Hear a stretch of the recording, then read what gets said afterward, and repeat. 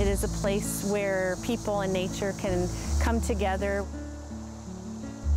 A natural wonder in the middle of a huge municipality. The size of it, the size of the trees, the winding roads that you get lost on. And you're like you died and gone to heaven.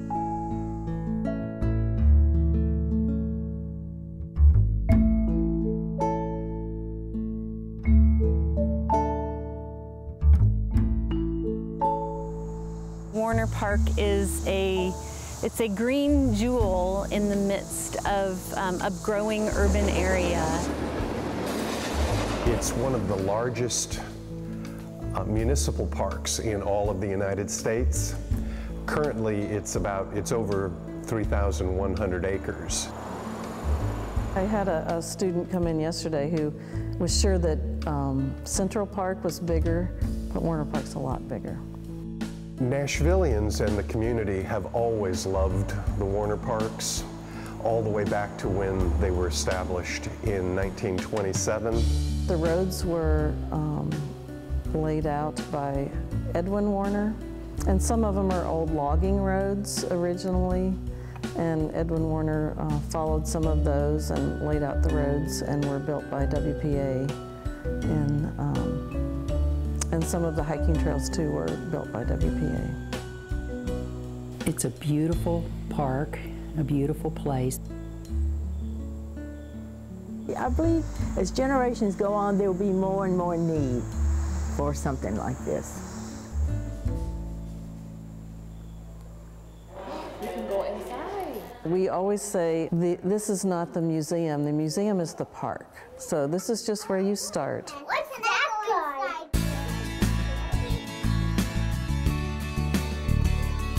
We think of ourselves as the gateway to Warner Parks. The building, the staff, the educational programs serve as the jumping off point for exploring the natural world, exploring the parks, going on a 5-mile hike, all of the things that people do after they've been oriented to the park through the Nature Center.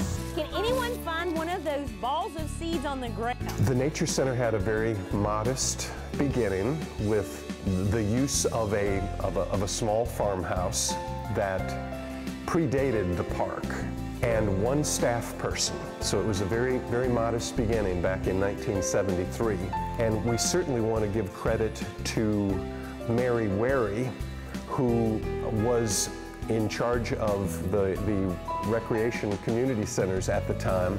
I think she deserves the title of Mother of the Nature Center because she helped convince the administration and to find budget funding and to make it happen to start the Warner Park Nature Center. There was a federal grant that was entitled for Youth Conservation Corps. We had an opportunity to apply for one of those grants and to meet with the officials at the Smoky Mountain National Park because they were the channel to get the money into the municipalities. We set a schedule for a January day, colder, wind blustering, ice, snow, the whole 9 yards, and we were going to Crossville to meet them. The story goes that Charlie Spears and I went to the Holiday Inn in Crossville, Tennessee, and we hatched the Youth Conservation Corps in a room at the Holiday Inn. So that's kind of how the Mother of the Nature Center kind of started, you know, just as a fun kind of thing.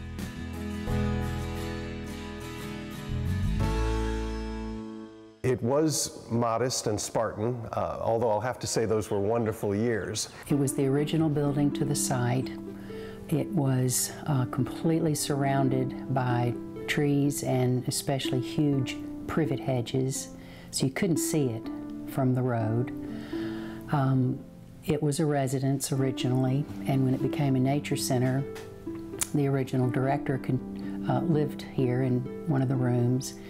The exhibits were in the front 2 rooms. We had a tiny, tiny little library that was really just a bookshelf. And then all the staff was housed out of here as well. So everything that the Nature Center offered in the late 70s, mid to late 70s, was in this one building. It was the only thing here, along with the barn. I felt like I was a young person who didn't know what I was doing, but I was giving it my best. And we had a great team, and we got advice from other people, and there were lots of, we met people that knew the park, and we learned from them and got ideas from them, and had a lot of partnerships with professionals, and then learned a little bit every day. We definitely were feeling in the dark and wondering what to offer and scrambling to learn. I had to learn the names of all the flowers and the birds and the trees and the bugs and the spiders and the mushrooms and the gardening and everything. So I learned on the job, and I think it was wonderful. It was a wonderful way to learn. The park was my classroom and my teacher. One very special person who started about the time that I did was a man named Dr. Charles Farrell. He was a retired zoologist from Vanderbilt, and he really raised us. He helped to train us to know the park, to know the natural systems. It has come out and reached the park, is encircling it, and is moving on beyond. We have subdivisions under construction right now. And to be able to communicate that to our visitors. They know every inch of this park. They have done so many studies that tells you how many plants. They've identified the plants, they've identified the insects, they've identified the trees. And they're so knowledgeable that you can come out here and ask them any question you want to, and they will have an answer. We did what we could, and we did have programs in one of the rooms here, and the attendance was enough to fill the room, which we were happy about. And we also had programs in the barn, and we would open the barn up. We had a wood-burning stove in the middle of the barn, and we'd get here early and light the fire and get the building tolerable if it was cold outside.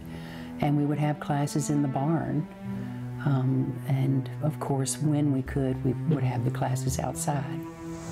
We were all working in very close quarters. The staff was growing, the program was growing, and we just were exceeding capacity as far as what the Nature Center building could allow us to do.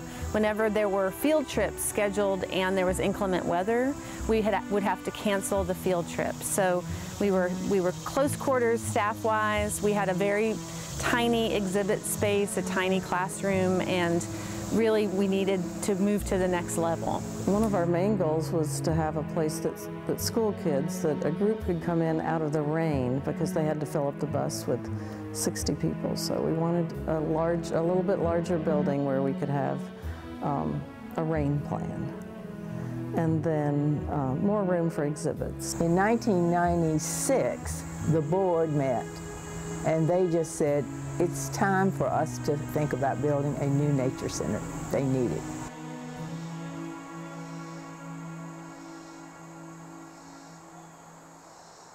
There's no way that I can say enough about the Friends group, because the Friends group made the difference. The Friends of Warner Parks, which was formed back in 1987, and they helped to bring together the community in active ways to volunteer, to be advocates, and to help provide private funding. The main reason the Friends of Warner Parks exist is because the city never had the resources to apply to Warner Park that they wanted to see us applying to it. It's always a challenge in the government to pull a budget together that emphasizes everything that it needs to emphasize. And at almost every turn, a lot of the times the politicians and the people who make these decisions look at parks and recreation almost as a non-essential service. That was our first capital campaign.